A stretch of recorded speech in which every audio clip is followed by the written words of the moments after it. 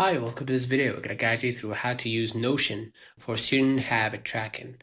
Tracking habits in Notion is highly effective because you can connect your daily routines directly to your course schedule, study goals, and task management. Now, first step, set up the table, right?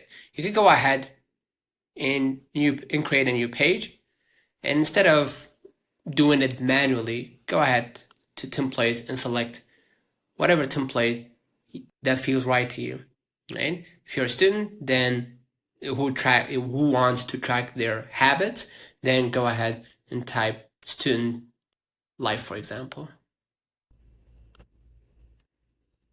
Inside, you can go ahead and switch to habit tracking and select your favorite template here. You can see this one, for example, or this one, or if you want to calculate on weekly basis, you want to clock in, right? Let's say the weekly basis here, right? You could buy it for $2. If you want it for free, then go ahead and look for free options, right?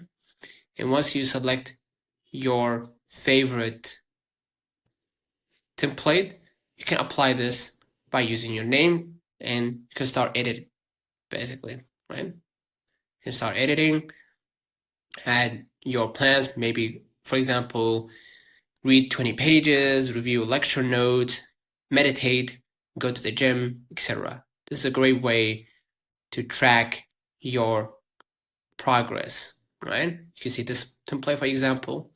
You put on your task, and basically the priority here, right?